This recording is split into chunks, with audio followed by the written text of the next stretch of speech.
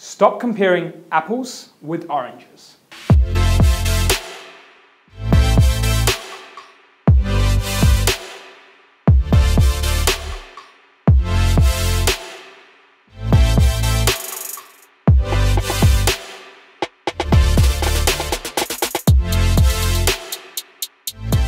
If you're wondering where I'm going with this, trust me, it's still property.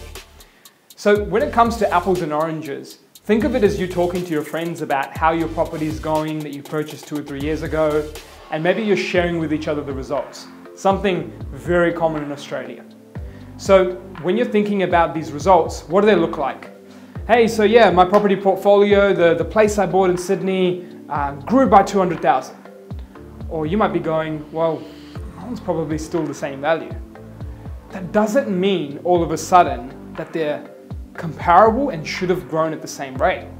Because one could have a lower yield, and then one could have maybe some experiencing their growth, or could have higher vacancy rates. There's so many different factors between why someone might buy a particular property, and not just trying to buy the perfect property each time, but the property that does the job for your portfolio at that time and beyond.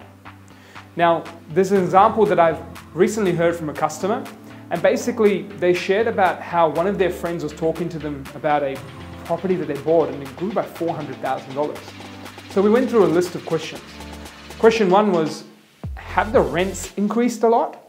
Well, in this case it didn't. The rents hadn't increased a lot and hadn't kept up with much of the growth that occurred too. Number 2 was this person negative gearing? Yes, they were, and they were forking out a significant amount of money to keep this property afloat and make sure that they're maintaining their growth. Number 3 was around, are they able to borrow or service more and maybe leverage this growth to go to the next? And when they told me no, that they couldn't, this has got a few things going to it. So great, you've got the growth, everything's gone well, but you're losing money to hold the growth, which I'm sure at this stage is being outweighed with that growth, considering it's $400,000. But aside from losing money, you're unable to leverage to go again, and you're only going to get that growth in your pocket if you sell. So for now, whilst maybe down the track rents could catch up, but they haven't yet, this person is sitting in a position where they've had money grow on paper, but it's not made any impact to their life, any impact to their actual day-to-day living in terms of the cash flow improvements, and they're not able to actually leverage that growth to take on that next property in their portfolio. So then when you consider it, if you may have got a property that's slightly different, perhaps hasn't grown as much, rents may be even increased or improved, then you've got more cash flow in pocket. And at the same time, you might be able to borrow more to leverage that, yeah, sure, slightly smaller growth position to go again to add another asset to your books. Imagine the difference that has. I'm not saying one's better than the other, but if you're reviewing the two, they're definitely an apple and oranges scenario.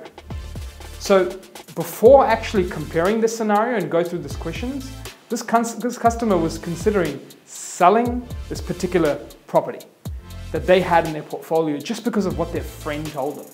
So could you imagine? You compared apples to oranges, and now you're about to make a decision where you go, I'm going to sell something because it hasn't grown as much as my friend's has. This is where decisions can start having a lot of emotion and can start taking you perhaps in the wrong direction just because you made a comparison that perhaps shouldn't have been made as a comparison. So that's it from us in terms of apples with oranges. Something for you to consider, and make sure that you're making relevant comparisons in property when purchasing or deciding on something to do with the property that you have. That's it from us at InvestorKit, the experts in wealth creation, helping you take action.